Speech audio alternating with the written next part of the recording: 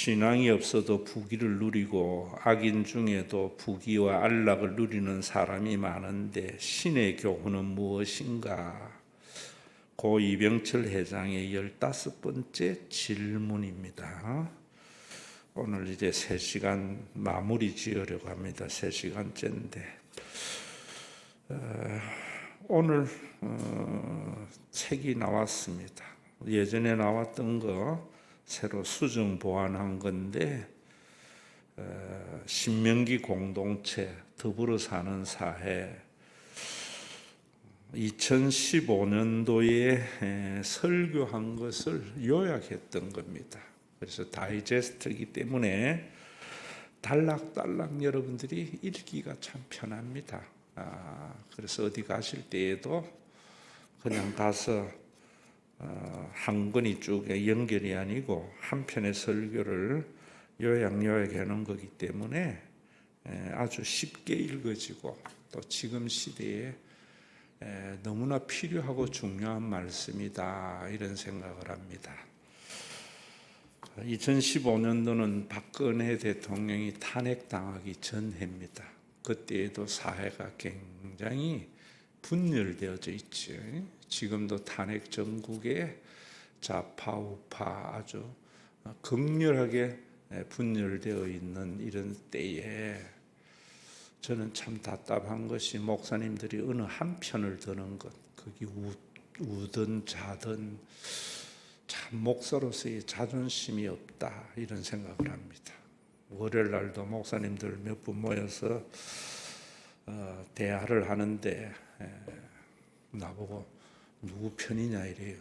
그래서 내가 그랬어요. 내가 왜 윤석열 편 들어야 되고 이재명 편 들어야 되나? 그들이 나를 존경하고 따라야지. 목사가 그런 자존심도 없나? 복음안에 있으면은 대통령이나 누구나 다 목사님을 존경하고 따르는 그런 목사가 돼야지. 목사가 어느 한편을 사람을 따른다는 것은 나는 신앙 양심에 오늘날까지 목회를 해오면서 내 목회적 양심에 자존심이 상한다. 우리 기독교인들도 그래서는 안 된다. 우리는 하나님의 자녀이고 우리는 진리인 성경을 믿는 사람들이 세상의 이념을 쫓아가는 것은 정말 나는 이해가 안 된다. 그래서 하나님의 나라가 이 땅에 이루어지지도 아니할 뿐더러 그런 신앙은 나는 천국 갈지 심히 의심스럽다 이랬어요. 그러고 나니까 목사님들이 그런 이야기를 그치고 다른 이야기를 하더라고요. 신명기 공동체는 우리 예수님이 이루신 하나님의 나라의 모습을 보여줍니다.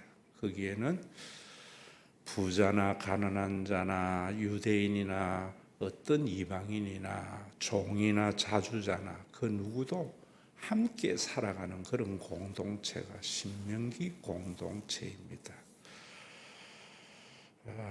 그래서 참 이 부분을 새로 수정해서 한 것은 너무 의미가 있다 이런 생각을 합니다. 저지난주 주일 설교 때 제가 그런 이야기를 했잖아요. 우리는 좌파도 우파도 아니고 상파다. 굉장히 중요한 말입니다. 이쪽 편에서 보면은 자기는 진리고 저쪽에서 보면 저쪽이 진리입니다. 그런 걸 가지고 또 목사님들이나 기독교인들은 우리가 중간에서 자나 우나의 중간에서 중심을 잡아야 된다. 세상은 비행기와 같이 좌우 날개로 날아가는 거다. 이런 것도 역시 다 이 세상의 관점에서 보는 거예요. 이 세상의 관점은 이념이거든요. 하나님의 관점에서 봐야 돼요. 성경도 하나님의 관점에서 이해를 해야 됩니다.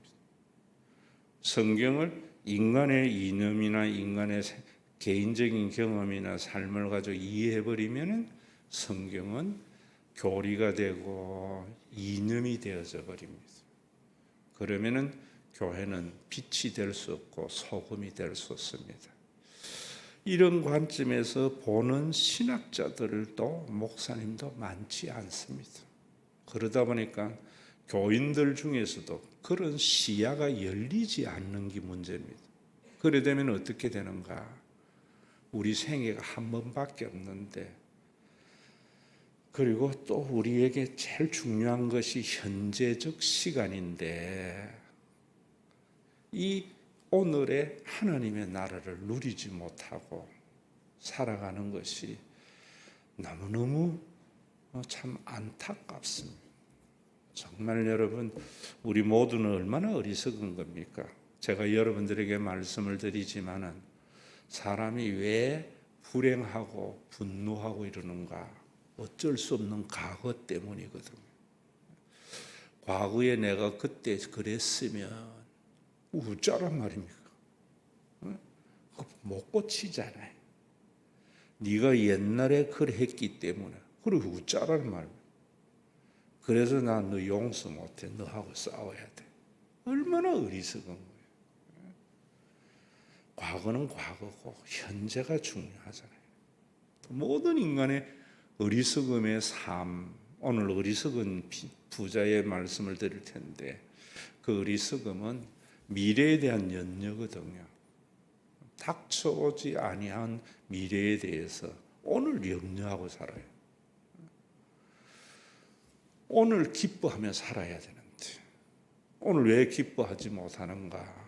미래의 염려 때문에. 그런데 그걸 지혜롭다 생각해요. 그렇다고 막 살아라는 거 아니에요. 미래는 미래대로 낚여주고 오늘 현재를 충실히 사는 삶이 그리스도인의 삶인데,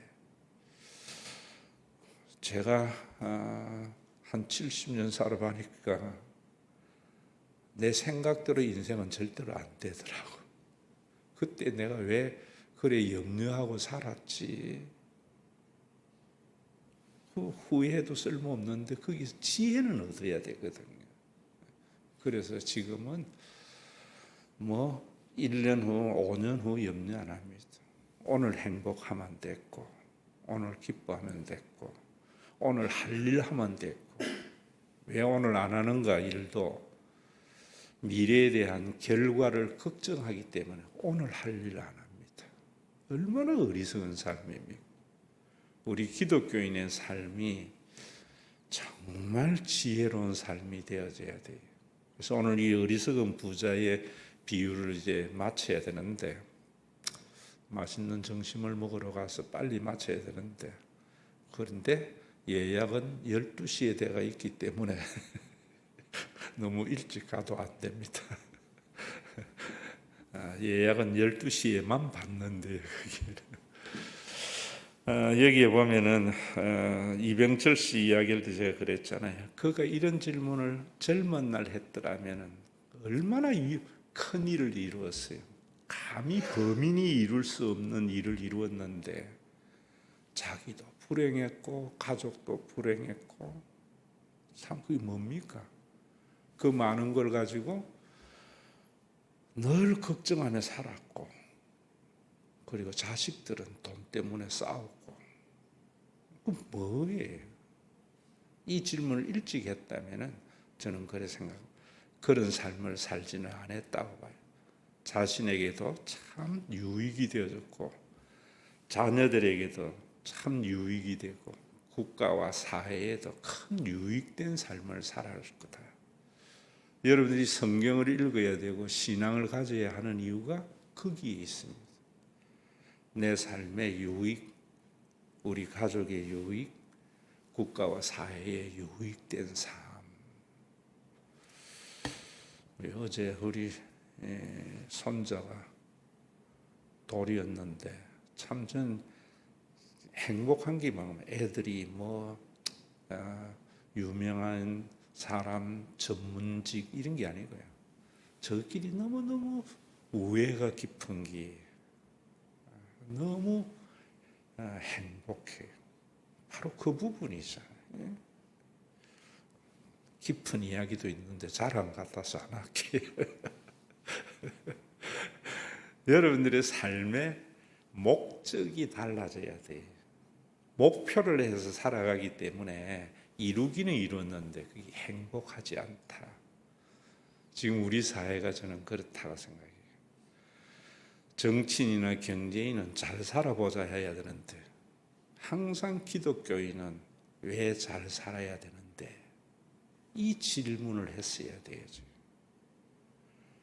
정치인들이나 경제인들이 왜 부자가 돼야 되는데 그거는 세상 사는 사람들이기 때문에 그런 생각하면서 사는 게 아니거든요. 그런데 우리 그리스도인들 교회 와서는 내가 왜 부자가 돼야 되는데 내가 왜 잘 돼야 되는데 이 질문이 있어야 돼요. 제가 대학에서 기독교 윤리를 가르쳤는데 윤리에는 두 가지가 있어요. 하나는 목적론적 윤리학, 또 하나는 의무론적 윤리학. 대부분의 우리 한국의 기독교인은 목사님들이 설교를 보면 의무론적 윤리를 강조해요. 교인이기 때문에 11조 해야 돼. 교인이기 때문에 나누며 살아야 돼. 교인이기 때문에 뭐 해야 돼. 그건 의무론적인 거예요. 굉장히 잘못된 거예요. 목적론적은 뭐냐면 교인이기 때문에 아니고 내가 11조를 무엇 때문에 해야 되는가. 내가 주일 성수를 무엇 때문에 해야 되는가. 목적론적 윤리를 가져야만이 제대로 된 하나님의 나라가 이루어져요. 오늘 그런 관점에서 여기도 보면은 제가 이 질문의 첫 번째, 두 번째 말할 때 그랬잖아요. 여러분들이 성경을 보면서도요, 이 문자의 자구에 너무 매이면 안 돼요. 자구를 변경해서도 안 되겠지만 이 문자가 오늘의 내 언어로 말할 줄 알아야 돼요. 그래야 진정한 하나님의 나라의 백성의 삶을 살게 되어져요. 그럼 그런 게 뭐냐면 이런 거예요. 무리 중에 한 사람이 이르되 선생님 내 형을 명하여 유산을 나와 나누게 하소서. 대부분 저는 이 무리 중에 한 사람이 랍비요. 랍비는 예수님을 랍비라 호칭하거든요. 선생에게 뭐 하는가 하면은 형에 명하여 유산을 나와 나누게 하소서 요구하는데 저는 그냥 이렇게만 봐요. 우리 기독교인들이 하나님 앞에 다 기도하는 게 뭐냐면은 저 부자 나에게 좀 나누게 했었어. 뭐 되게 해달라, 뭐 해달라는 게 전부 하나님 앞에 나누어 달라고 하는 거잖아요. 그리고 또 뭡니까? 하나님, 저 자식이 내한테 참 잘못했는데 저거 좀 벌 좀 내려주시고 내 억울함을 풀어달라고. 대부분의 세상에 있는 사람들이 그런다. 이 세상의 관점이거든요. 그런데 하나님의 관점에서 그 뒤에 보면 이르시되 누가 나를 너희의 재판장이나 물건 나누는 자로 세웠느냐.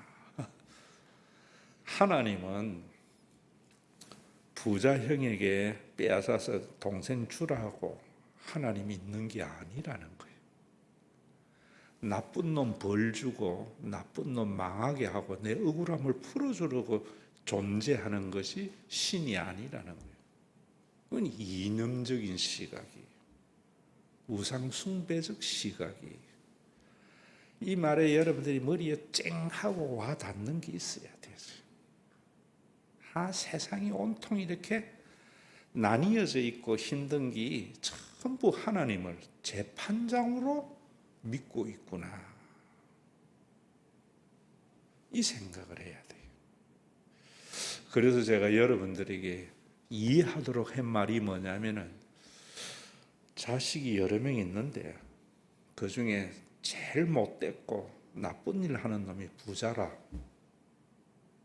그런데 이 동생이 아버지에게 와서 형 거 빼앗아서 나 좀 주게 해달라고. 저 형 저거 못된 놈 저거 망해야 되는데 아버지 좀 벌 좀 달라고. 형제의 관점에서 보는 거거든요. 부모의 관점에서 보면은 그 나쁜 놈이 부자로 살아도 저놈이 저래 살아서는 안 되는데 하면서도 용납하잖아요. 성경을 여러분들이 이런 관점에서 봐야 되고 세상을 이런 관점에서 봐야 돼요. 이병철 씨는 이 관점에서 안 봤거든요. 악인이 부귀와 안락을 누리고 장수하는 사람이 많은데 형제의 관점에서 보는 거예요. 그걸 가지고 여러분들이 저는 나쁜 놈이라면 좌파가 되고 그래도 저 부자이기 때문에 그 집안이 괜찮아 이러면 우파가 되고 전부 자기 세상의 관점이거든요. 하나님의 관점에서 보면은 저 나쁜 놈도 부자로 살 수 있고 착한 동생도 좀 가난할 수 있는 거예요. 그런데 부모는 안타깝잖아요. 저 형이 좀 동생 도와주며 살면 좋은데 세상은 안 그렇잖아요. 그렇게 형이 안 한다고 해서 부모가 그 형 재산 빼앗아서 동생 주라 하면 그 세상에 부모가 세상에 어디 있는. 근데 우리는 전부 그런 부모가 되게 해달라고 하는 것과 같이 하나님에게도 그렇게 말하고 있는 거예요, 사실은. 이 세상의 이 관점에서 하나님의 관점을 보면 항상 부모의 관점에서 보라고요. 그런데 그 뒤에 보면은 그래서 신관이 잘못된 걸 지적하는 거라고 저는 봐요. 이걸 오늘의 이런 언어로 봐야만이 제대로 된 삶이 나오거든요. 그러면 우리는 부자는 처부수어야 될 대상이다. 존경해야 할 대상이다. 이래 안 보거든요. 그게 하나님의 관점이에요. 그래서 그 뒤에 비유로 이제 설명해 주는 거예요. 결론은 상과 모든 탐심을 물리치라. 이 모든 것이 자기 중심적 욕심에서 나오는 거구나 이러면서 명제를 말하거든요. 진리의 명제. 사람의 생명이 소유에 넉넉한 데 있지 아니하다. 우리 모두는 뭔가 하면은 부자는 행복할 거다. 부자는 오래 살 거다. 부자는 뭐 할 거다. 잘못된 명제를 성경은 진리는 그래요. 사람의 생명이 소유에 넉넉한 데 있지 않다. 인간의 행복이 넉넉한 재물에 있지 않다. 사람의 이 생명이 소유에 넉넉한 데 있지 않다. 이번 주에 참 안타까운 기사가 또 하나 있지요. 이 명제를 우리에게 너무나 명확하게 보여주는 것. 인하공대 나와가지고 삼성에 85년도인가 88년도인가 입사를 해가지고 삼성 대표이사 전자 부회장 된 사람이 하나 있어요.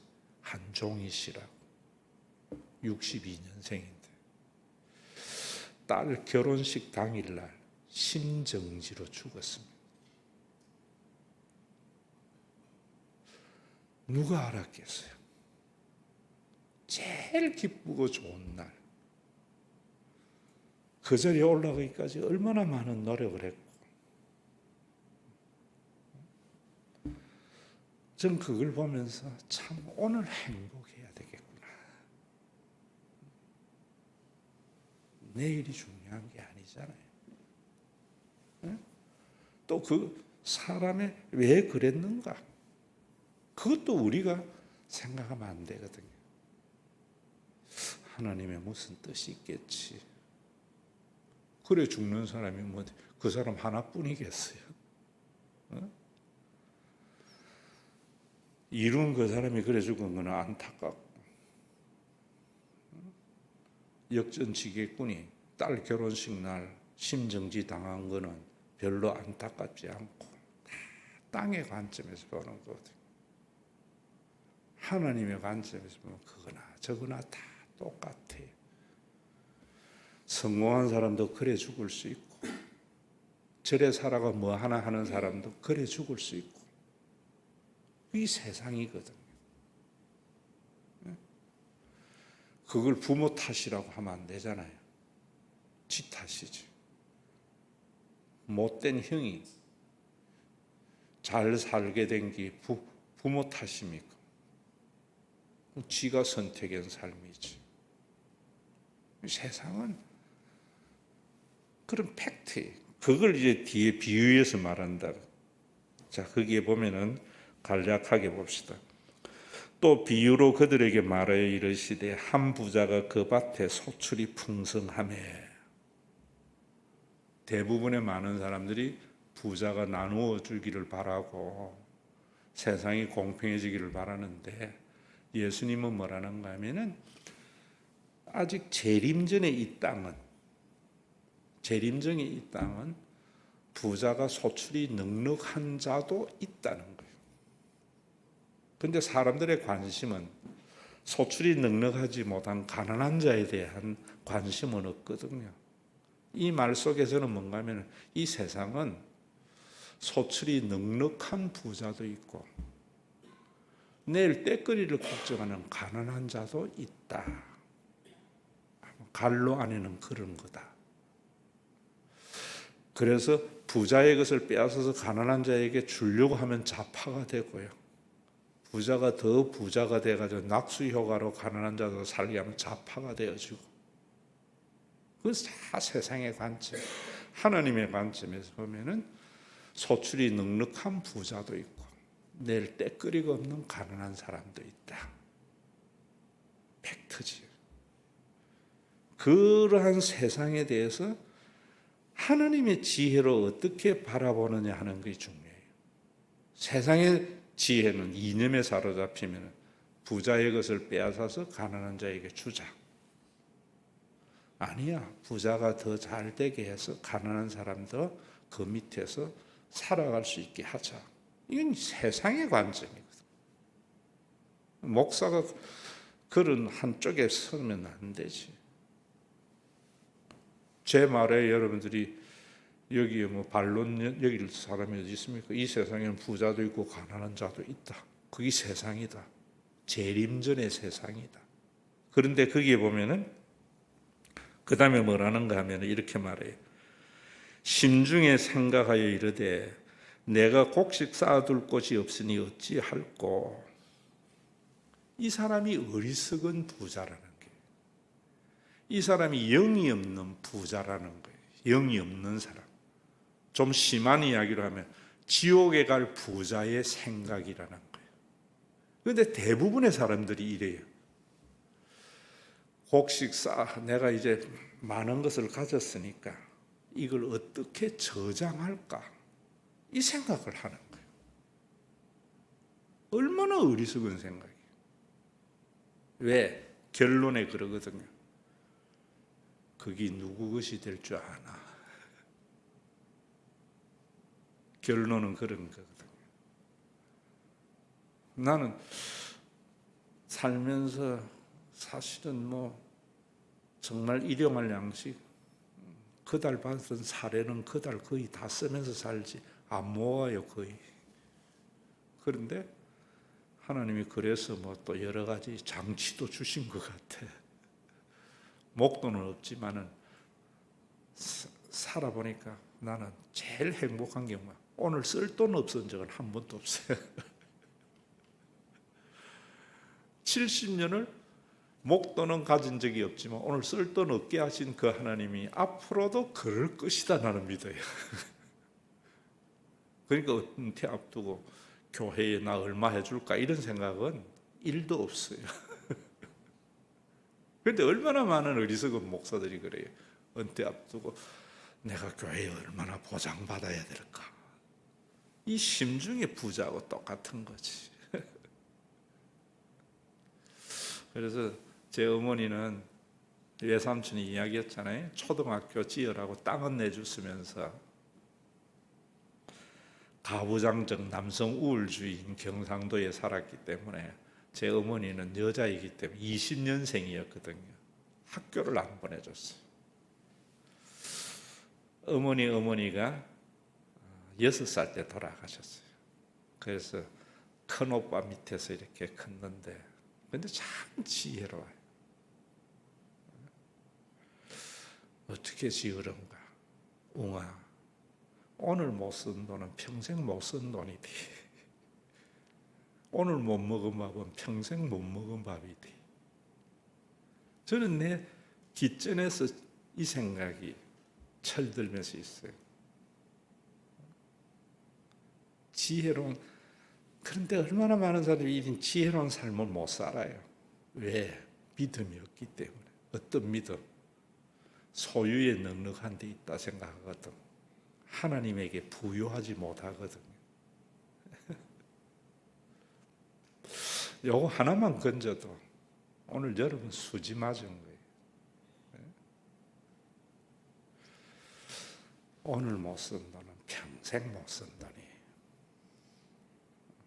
가지고 있다고 해서 내 돈이 아니에요. 소출이 넉넉하면은 창고에 어떻게 쌓아둘까가 아니고 어떻게 사용할까, 이 생각하는 사람이 지혜로운 사람이지. 우리나라에 지금 경제가 어려운 게 그거거든요. 언뜻 뭐 사무실에 TV 이제 사택이 있는 큰 거 이렇게 놓으면서 하다 보니까 뭐 이상한 박수홍이 나는 거 뭐예요? 그거? 동치미. 동치미를 하는데 그런 이야기를 하더라고. 자기는 진짜로 북한에서 내려온 이순실이 참 그 꽃제비를 살고 그래 고생했는데 지금 춘천 교동에서요 한 달 매출이 7억이래요, 냉면집이. 근데 지금도 자기는 사당동에 가면은 4,000원짜리 빈티지 있는데 거기서 바지 2개 사가지고 그거 번갈아가 입고 간대. 연예 대상 할 때에도 그거 입고 갔다는 거예요. 4,000원짜리. 뭐 이게 어때서 이러면서. 근데 거기에 연금 전문가가 이야기를 탁 꼬집어서 하더라고. 어떻게 하는가? 비유를 그러더라고. 젊은 날에는 우리가 많이 먹어도 되는데 나이가 들면은 먹은 만큼 운동을 해줘야 된다고. 젊은 날에는 대사나 모든 게 원활하기 때문에 먹어도 운동 안 해도 되는데 나이 들면은 반드시 운동을 해줘야 된다는 거예요. 그걸 경제적으로 이야기하더라고요. 우리가 가난하고 이럴 때에는 안 쓰고 모아도 되는데 이제 우리 사회는 이제 성숙기가 들어가 있기 때문에 법만큼 써줘야 되는 사회라고. 지혜거든요. 그게 신학적으로는 카이로스라고 저는 봐요. 지금 우리 이거 바꿔야 돼요. 제 세대에는 저축이 미덕인데 지금은 소비가 미덕이다 이 말입니다. 이런 것이 이 성경 속에 다 적용으로 나오는 거예요. 이 말씀을. 왜? 이걸 과거에 예수님이 한 말씀을 오늘의 우리의 생활 언어로 바꾸어 주는 게 목사가 해야 할 일이에요. 이걸 안 하니까 교인들이 이념에 사로잡히는 거예요. 하나님의 백성으로서의 삶을 살지 않는 거예요. 목적론적 윤리관을 가지지 못하니까 천국을 못 누리는 거예요. 오늘 여기까지만 합시다. 그 밑에 또 더 어리석은 부자의 이야기가 있는데 이건 다음에 이야기. 오늘은 이것만 여러분들이 뭐만 부자도 있고 가난한 자도 있다. 근데 부자가 되었을 때 어리석은 자는 뭔가 내가 어디에 쌓아둘고 하는 걸 어리석은 거다. 지혜로운 사람은 부자가 되었을 때에 내가 이걸 어떻게 소비할까, 어떻게 사용할까 생각하는 것이 지혜로운 사람. 망고불변의 진리. 근데 이런 삶은 누가 사는가? 오늘 결론에서 말하지요. 자기를 위하여 재물을 쌓아두고 하나님께 대하여 부유하지 못한 자는 어리석은 거예요. 하나님에 대한 믿음이 강하면 그런 삶을 살아요. 그러면 하나님에 대한 믿음이 강한 사람이 어떤 이런 삶을 살기 위해서 그래 하나님이 책임질 거야 이러면 안 된다. 제가 여러분들에게는 그랬지요.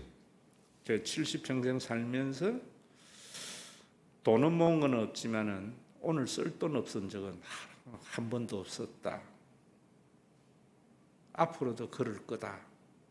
이렇게만 생각하면 잘못이에요. 그러려면 뭐 해야 돼요? 가정이나 교회나 국가가 든든해야 돼요. 그래서 그런 삶을 살도록 저는요, 교회를 만들어 가려고 하는 거예요. 그래서 교회를 여러분들에게 헌금 강요해가지고 비전센터 건물 안 짓는 거예요. 사람에게 투자하려고 하는 거예요. 근데 이게 전달이 잘 안 돼. 왜?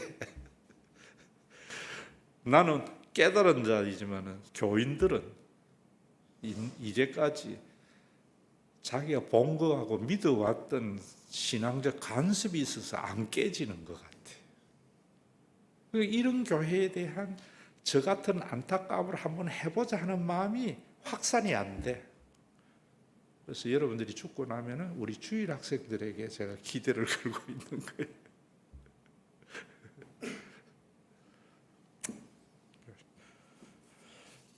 고디의 어리석음 오늘 마치려 했는데 나머지 어리석은 부자의 생각들이 있습니다.